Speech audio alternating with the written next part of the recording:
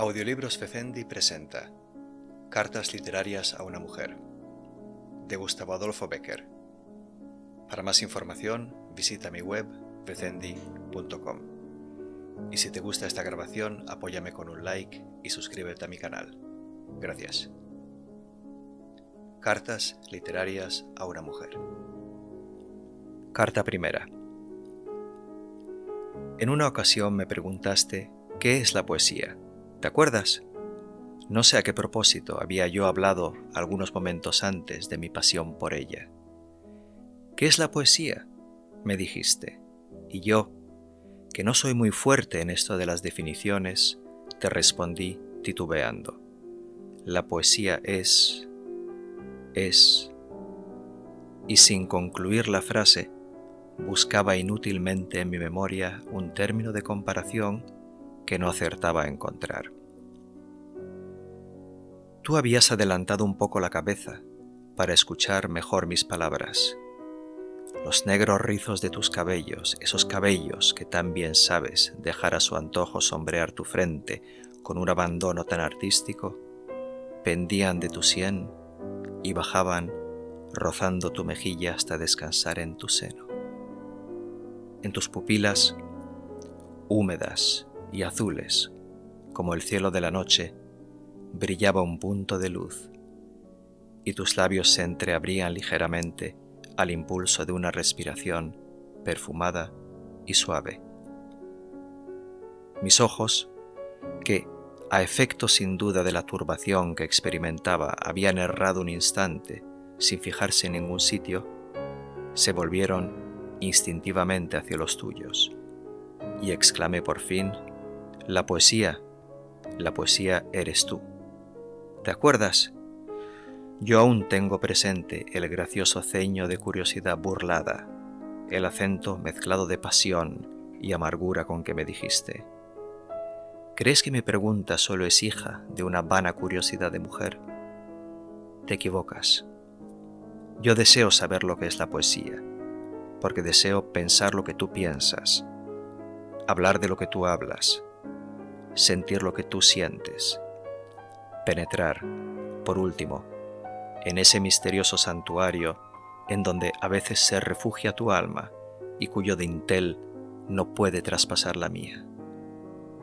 Cuando llegaba a este punto se interrumpió nuestro diálogo. Ya sabes por qué. Algunos días han transcurrido. Ni tú ni yo lo hemos vuelto a renovar, y sin embargo, por mi parte no he dejado de pensar en él. Tú sientes, sin duda, que la frase con que contesté a tu extraña interrogación equivalía a una evasiva galante. ¿Por qué no hablar con franqueza? En aquel momento di aquella definición porque la sentí, sin saber siquiera si decía un disparate. Después lo he pensado mejor, y no dudo a repetirlo. La poesía eres tú. ¿Te sonríes? Tanto peor para los dos. Tu incredulidad nos va a costar a ti el trabajo de leer un libro y a mí el de componerlo.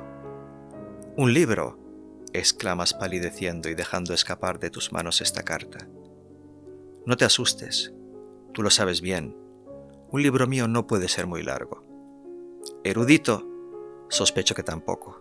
Insulso, tal vez. Mas para ti, escribiéndolo yo, presumo que no lo será, y para ti lo escribo.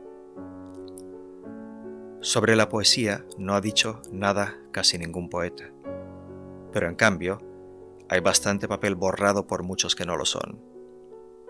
El que la siente se apodera de una idea, la envuelve en una forma, la arroja en el estadio del saber y pasa. Los críticos se lanzan entonces sobre esa forma, la examinan, la disecan y creen haberla comprendido cuando han hecho su análisis. La disección podrá revelar el mecanismo del cuerpo humano, pero los fenómenos del alma, el secreto de la vida, ¿cómo se estudian en un cadáver? No obstante, sobre la poesía se han dado reglas, se han atestado infinidad de volúmenes, se enseña en las universidades, se discute en los círculos literarios y se explica en los ateneos. No te extrañes, un sabio alemán ha tenido la humorada de reducir a notas y encerrar en las 5 líneas de una pauta el misterioso lenguaje de los ruiseñores. Yo, si he de decir la verdad, todavía ignoro qué es lo que voy a hacer, así que no puedo anunciártelo anticipadamente.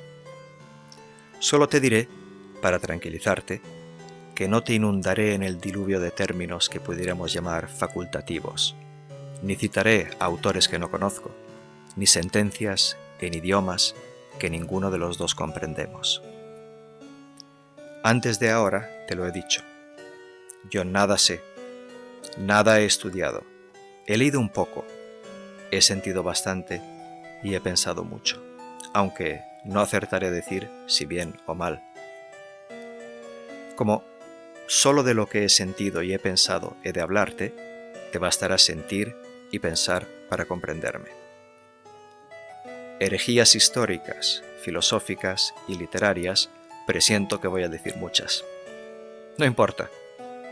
Yo no pretendo enseñar a nadie, ni erigirme en autoridad, ni hacer que mi libro se declare de texto.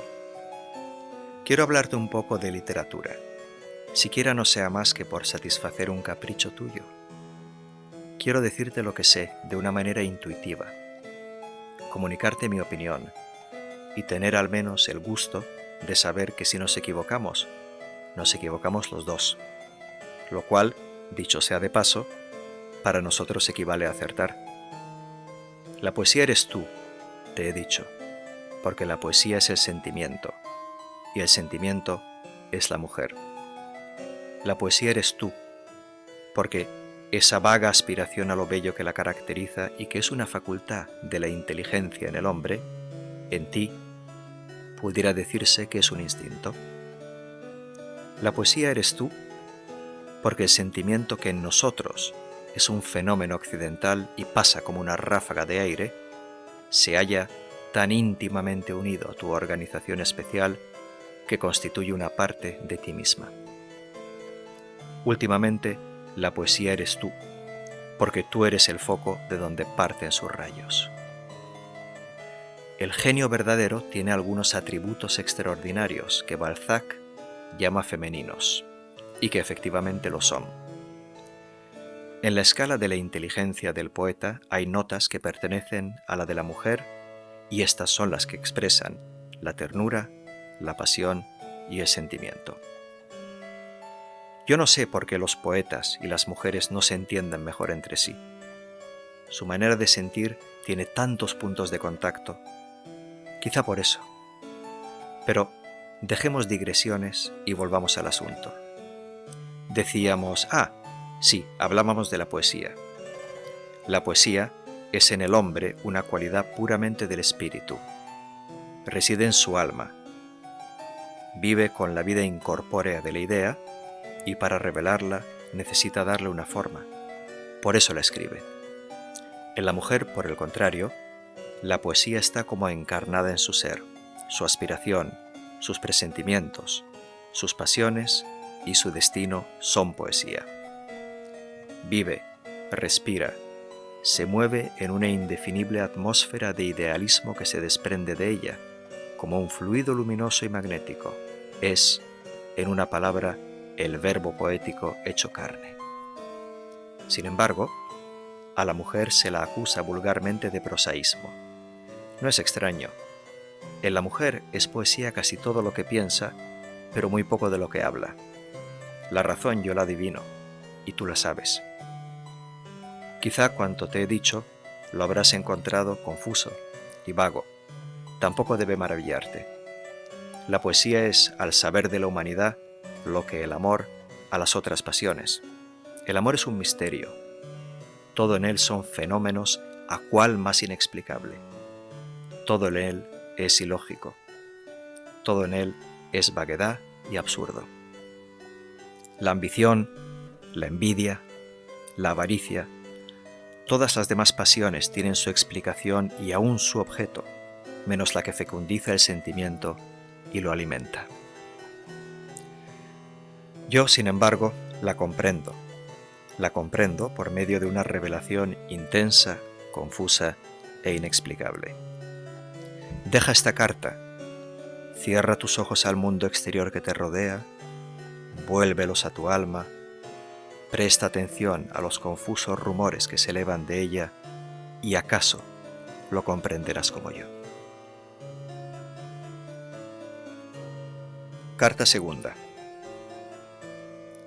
En mi anterior te dije que la poesía eras tú, porque tú eres la más bella personificación del sentimiento y el verdadero espíritu de la poesía no es otro. A propósito de esto, la palabra amor se deslizó en mi pluma en uno de los párrafos de mi carta. De aquel párrafo hice el último. Nada más natural.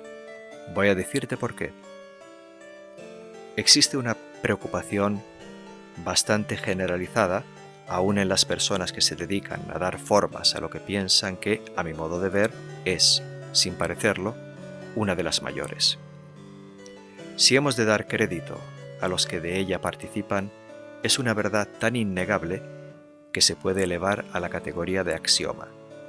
El que nunca se vierte la idea con tanta vida y precisión como en el momento en que ésta se levanta, semeja a un gas desprendido y enardece la fantasía y hace vibrar todas las fibras sensibles, cual si las tocase alguna chispa eléctrica.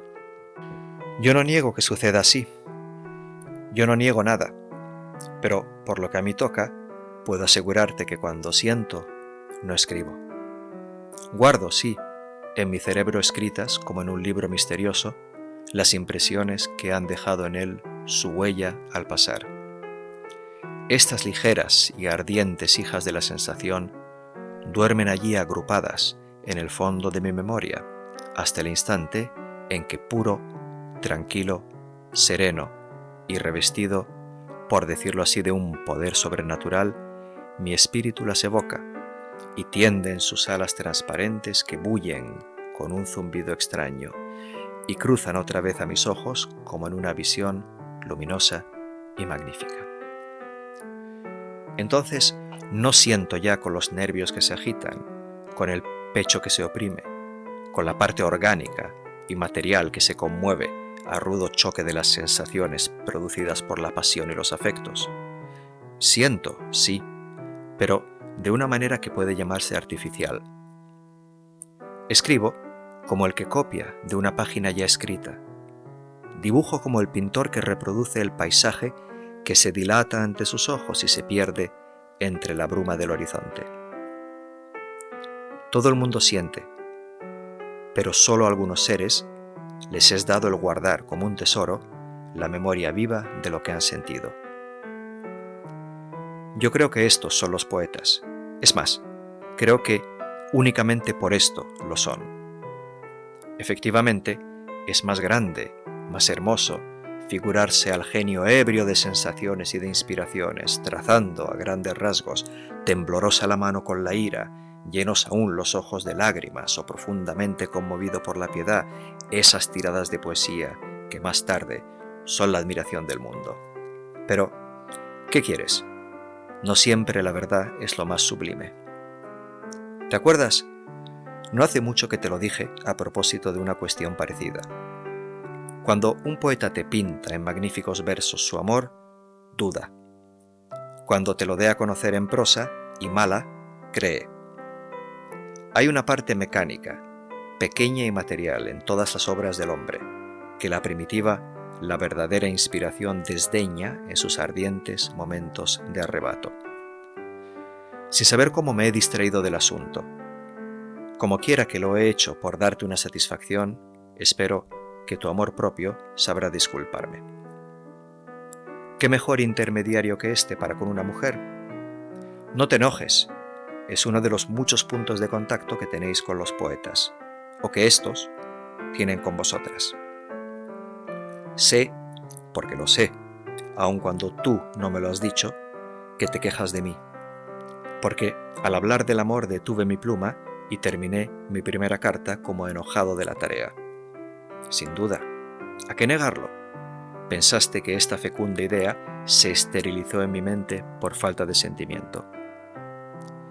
Ya te he demostrado tu error. Al estamparla, un mundo de ideas confusas y sin nombre se elevaron en tropel en mi cerebro y pasaron, volteando, alrededor de mi frente como una fantástica ronda de visiones quiméricas. Un vértigo nubló mis ojos. Escribir. Oh, si yo pudiera haber escrito entonces, no me cambiaría por el primer poeta del mundo. Mas, entonces lo pensé y ahora lo digo. Si yo siento lo que siento para hacer lo que hago, ¿qué gigante océano de luz y de inspiración no se agitaría en la mente de esos hombres que han escrito lo que a todos nos admira? Si tú supieras cómo las ideas más grandes se empequeñecen al encerrarse en el círculo de hierro de la palabra. Si tú supieras qué diáfanas, qué ligeras, qué impalpables son las gasas de oro que flotan en la imaginación al envolver esas misteriosas figuras que crea y de las que solo acertamos a reproducir el descarnado esqueleto. Si tú supieras cuán imperceptible es el hilo de luz que ata entre sí los pensamientos más absurdos que nadan en su caos. Si tú supieras... Pero, ¿qué digo? Tú lo sabes. Tú debes saberlo. ¿No has soñado nunca? Al despertar, ¿te ha sido alguna vez posible referir con toda su inexplicable vaguedad y poesía lo que has soñado? El espíritu tiene una manera de sentir y comprender especial, misteriosa, porque él es un arcano, inmensa, porque él es infinito, divina, porque su esencia es santa. ¿Cómo la palabra, como un idioma grosero y mezquino, insuficiente a veces para expresar las necesidades de la materia, podrá servir de digno intérprete entre dos almas? Imposible. Sin embargo, yo procuraré apuntar como de pasada algunas de las 1000 ideas que me agitaron durante aquel sueño magnífico, en que vi al amor envolviendo la humanidad como en un fluido de fuego. Así, pasar de un siglo en otro sosteniendo la incomprensible atracción de los espíritus, atracción semejante a la de los astros, y revelándose al mundo exterior por medio de la poesía, único idioma que acierta a balbucear algunas de las frases de su inmenso poema. Pero, ¿lo ves? Ya quizá ni tú me entiendes, ni yo sé lo que me digo. Hablemos como se habla. Procedamos con orden. El orden lo detesto, y sin embargo es tan preciso para todo. La poesía es el sentimiento, pero el sentimiento no es más que un efecto, y todos los efectos proceden de una causa más o menos conocida. ¿Cuál lo será? ¿Cuál podrá serlo de este divino arranque de entusiasmo, de esta vaga y melancólica aspiración del alma que se traduce en el lenguaje de los hombres por medio de sus más suaves armonías? ¿Cuál será sino el amor? Sí, el amor es el manantial perenne de toda poesía, el origen fecundo de todo lo grande, el principio eterno de todo lo bello. Y digo el amor, porque la religión, nuestra religión sobre todo, es un amor también. Es el amor más puro, más hermoso, el único infinito que se conoce. Y solo a estos dos astros de la inteligencia puede volverse el hombre cuando desea luz que alumbre su camino, inspiración que fecunde su vena estéril y fatigada. El amor es la causa del sentimiento. Pero, ¿qué es el amor? Ya lo ves. El espacio me falta, el asunto es grande y... ¿te sonríes? ¿Crees que voy a darte una excusa fútil para interrumpir mi carta en este sitio? No. Ya no recurriré a los fenómenos del mío para disculparme de no hablar del amor. Te lo confesaré ingenuamente, tengo miedo. Algunos días, solo algunos, y te lo juro, te hablaré del amor a riesgo de escribir 1.000.000 de disparates. ¿Por qué tiemblas? Dirás sin duda, ¿no hablan de él a cada paso las gentes que ni aún no lo conocen? ¿por qué no has de hablar tú? Tú, que dices que lo sientes. Ay, ¿acaso por lo mismo que ignoran lo que es, se atreven a definirlo? ¿Vuelves a sonreírte? Créeme, la vida está llena de estos absurdos. Carta tercera. ¿Qué es el amor? A pesar del tiempo transcurrido, creo que debes acordarte de lo que te voy a referir. La fecha en que aconteció, aunque no la consigne la historia, será siempre una fecha memorable para nosotros.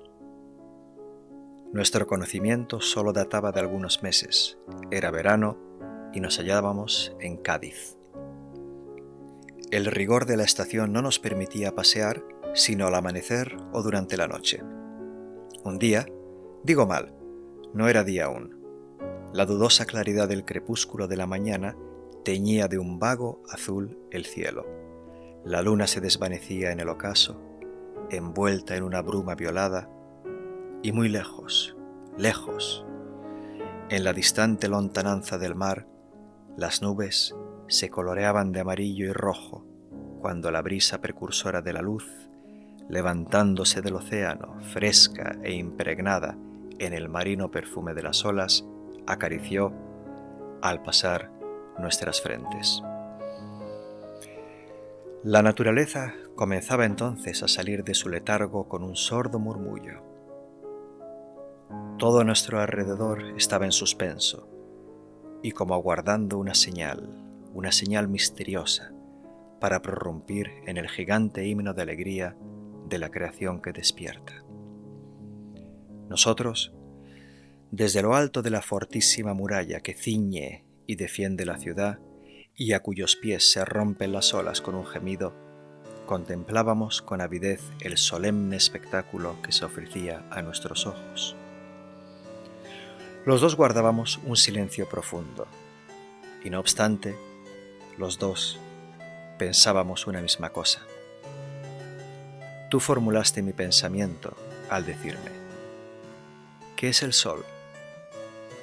En aquel momento, el astro, cuyo disco comenzaba a chispear en el límite del horizonte, rompió el seno de los mares. Sus rayos se extendieron rapidísimos sobre la inmensa llanura. El cielo, las aguas y la tierra se inundaron de claridad, y todo resplandeció, como si un océano de luz se hubiese volcado sobre el mundo. En las crestas de las olas, en los ribetes de las nubes, en los muros de la ciudad, en el vapor de la mañana, sobre nuestras cabezas, a nuestros pies, en todas partes, ardía la pura lumbre del astro y flotaba una atmósfera luminosa y transparente en la que nadaban, encendidos, los átomos del aire. Tus palabras resonaban aún en mi oído. ¿Qué es el sol?, me habías preguntado. Eso, respondí, señalándote su disco que volteaba oscuro y franjado de fuego en mitad de aquella diáfana atmósfera de oro. Y tu pupila y tu alma se llenaron de luz, y en la indescriptible expresión de tu rostro conocí que lo habías comprendido. Yo ignoraba la definición científica con que pude responder a tu pregunta, pero de todos modos, en aquel instante solemne, estoy seguro de que no te hubiera satisfecho. Definiciones. Sobre nada se han dado tantas, sobre como las cosas indefinibles. La razón, muy sencilla. Ninguna de ellas satisface, ninguna es exacta, por lo que cada cual se cree con derecho para formular la suya. ¿Qué es el amor? Con esta frase concluí mi carta de ayer, y con ella he comenzado la de hoy.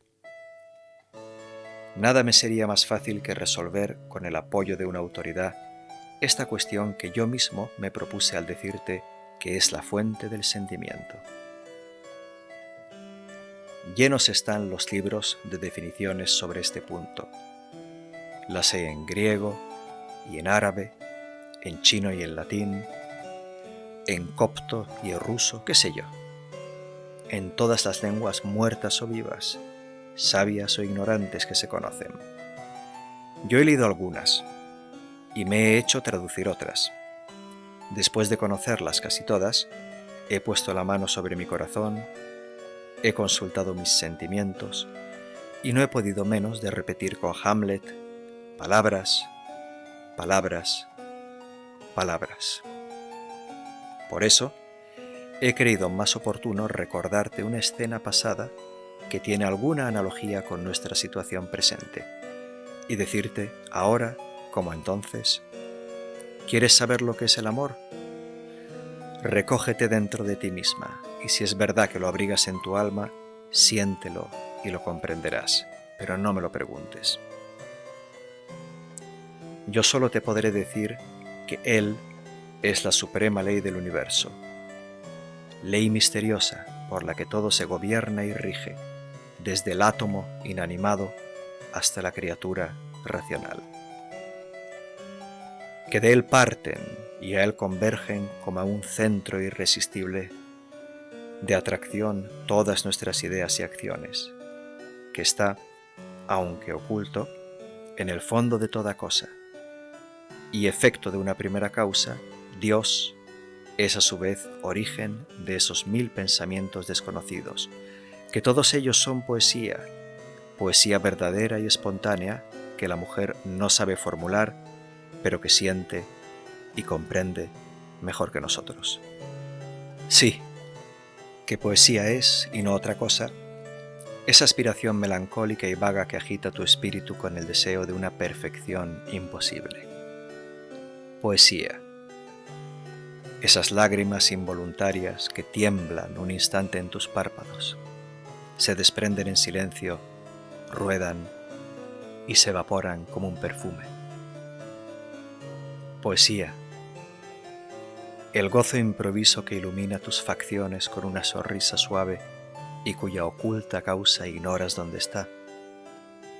Poesía son, por último, todos esos fenómenos inexplicables que modifican el alma de la mujer cuando despierta al sentimiento y la pasión.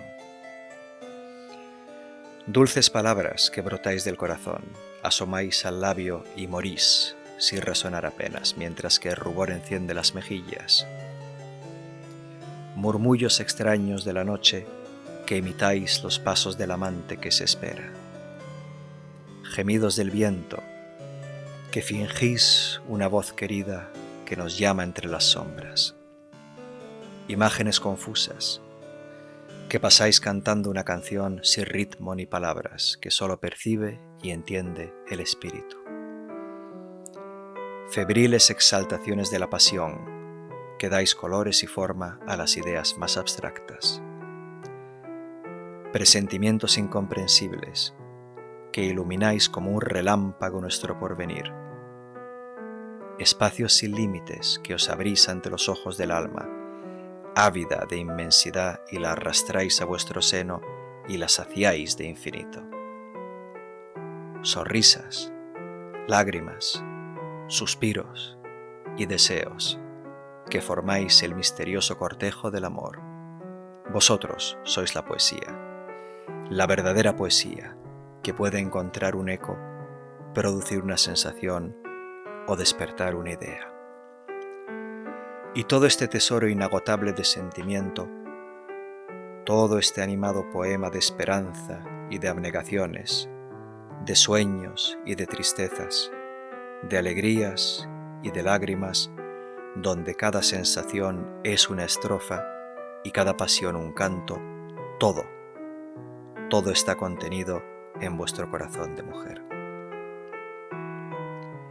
Un escritor francés ha dicho, juzgando a un músico ya célebre, el autor del Tannhäuser: es un hombre de talento, que hace todo lo posible por disimularlo, pero que a veces no lo puede conseguir y a su pesar lo demuestra. Respecto a la poesía de vuestras almas, puede decirse lo mismo. ¿Pero qué? ¿Frunces el ceño y arrojas la carta? Ah, no te incomodes, sabe de una vez y para siempre que tal como os manifestáis, yo creo, y conmigo lo creen todos, que las mujeres sois la poesía del mundo. Carta cuarta. El amor es poesía, la religión es amor. Dos cosas semejantes a una tercera son iguales entre sí. He aquí el axioma que debía ahorrarme el trabajo de escribir una nueva carta. Sin embargo, yo mismo conozco que esta conclusión matemática, que en efecto lo parece, así puede ser una verdad como un sofisma. La lógica sabe fraguar razonamientos inatacables, que a pesar de todo no convencen. Con tanta facilidad se sacan deducciones precisas de una base falsa. En cambio, la convicción íntima suele persuadir aunque en el método del raciocinio reine el mayor desorden. Tan irresistible es el acento de la fe. La religión es amor, y porque es amor, es poesía. He aquí el tema que me he propuesto desenvolver hoy. Al tratar un asunto tan grande, en tan corto espacio, y con tan escasa ciencia como la de que yo dispongo, solo me anima una esperanza. Si para persuadir basta creer, yo siento lo que escribo. Hace ya mucho tiempo, yo no te conocía, y con esto excuso decir que aún no había amado. Sentí en mi interior un fenómeno inexplicable. Sentí, no diré un vacío, porque sobre ser vulgar no es esta la frase apropiada. Sentí en mi alma y en todo mi ser como una plenitud de vida, como un desbordamiento de actividad moral, que no encontrando objeto en que emplearse, se elevaba en forma de sueños y fantasías. En sueños y fantasías, en los cuales buscaba en vano la expansión, estando como estaban dentro de sí mismos. Tapa y coloca al fuego un vaso con líquido cualquiera. El vapor, con un ronco hervidero, se desprende del fondo y sube y pugna por salir, y vuelve a caer deshecho en menudas gotas, y torna a elevarse, y torna a deshacerse, hasta que al cabo estalla comprimido y quiebra la cárcel que lo detiene. Este es el secreto de la muerte prematura y misteriosa de algunas mujeres y de algunos poetas, arpas que se rompen sin que nadie haya arrancado una melodía de sus cuerdas de oro. Esta era la verdad de la situación de mi espíritu cuando aconteció lo que voy a referirte. Estaba en Toledo, la ciudad sombría y melancólica por excelencia. Allí, cada lugar recuerda una historia, cada piedra un siglo, cada monumento una civilización. Historias, siglos, civilizaciones que han pasado y cuyos actores tal vez son ahora el polvo oscuro que arrastra el viento en remolinos al silbar en sus estrechas y tortuosas calles.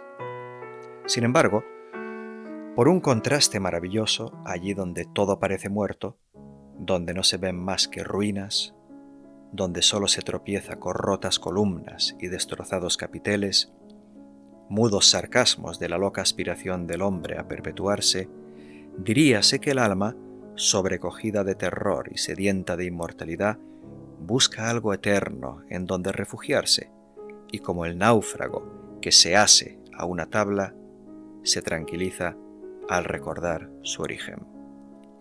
Un día entré en el antiguo convento de San Juan de los Reyes. Me senté en una de las piedras de su ruinoso claustro y me puse a dibujar. El cuadro que se ofrecía a mis ojos era magnífico. Largas hileras de pilares que sustentan una bóveda cruzada de mil y mil crestones caprichosos, anchas ojivas caladas como los encajes de un rostrillo, ricos doseletes de granito con caireles de hiedra que suben por entre las labores como afrentando a las naturales, ligeras creaciones del cincel que parece han de agitarse al soplo del viento, estatuas vestidas de luengos paños que flotan como al andar, caprichos fantásticos, gnomos, hipogrifos, dragones y reptiles sin número que ya asoman por la cima de un capitel, ya corren por las cornisas, se enroscan en las columnas o trepan, babeando por el tronco de las guirnaldas de trébol.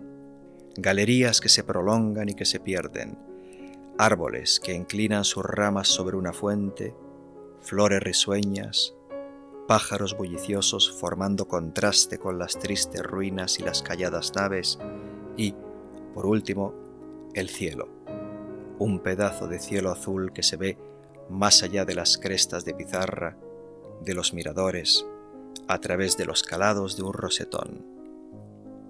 En tu álbum tienes mi dibujo, una reproducción pálida, imperfecta, ligerísima de aquel lugar, pero que no obstante puede darte una idea de su melancólica hermosura.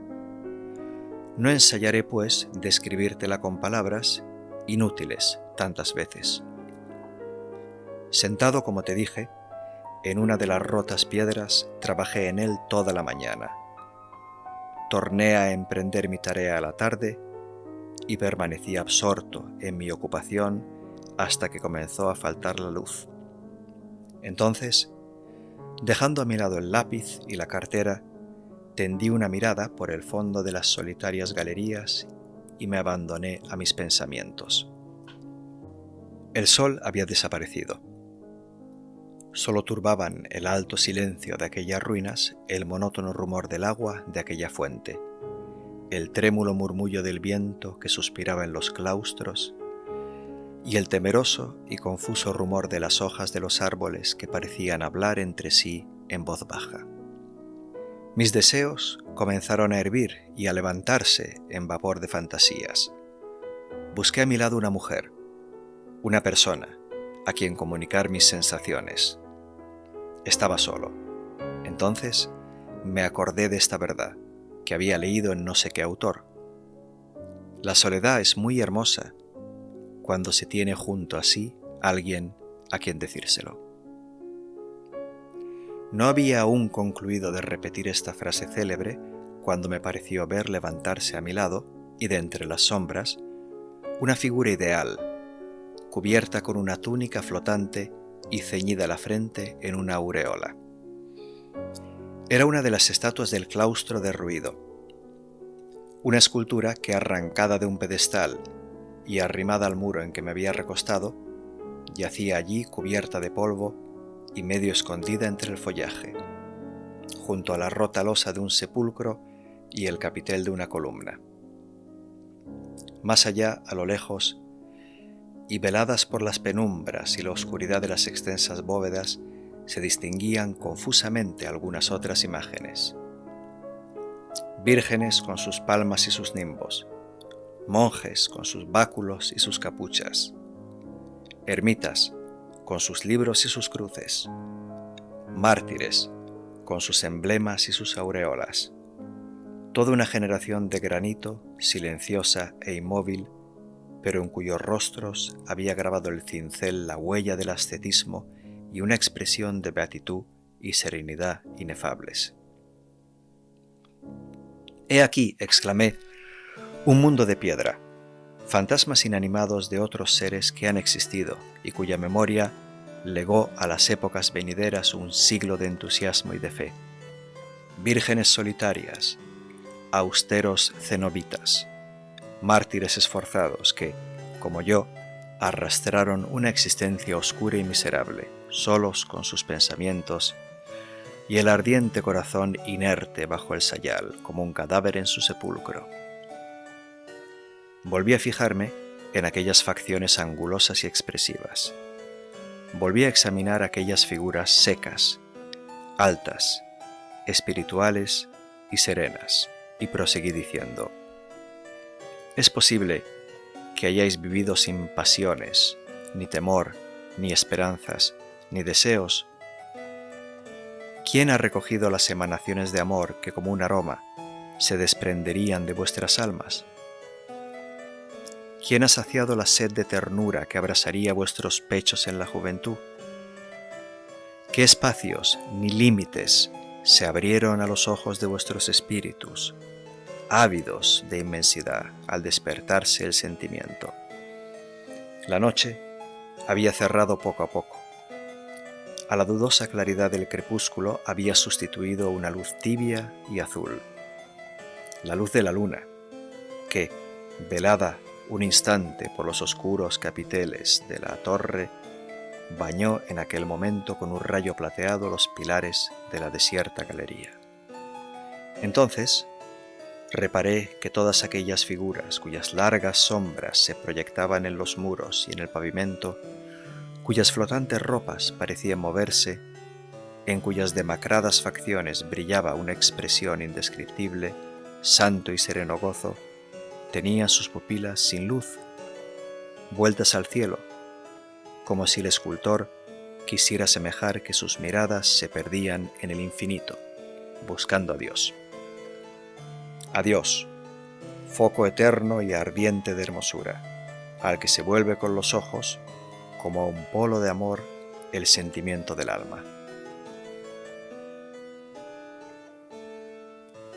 Aquí terminan las cartas literarias a una mujer, leídas por Alberto Becendi. Si te ha gustado esta grabación, apóyame con un like y suscríbete a mi canal. Gracias.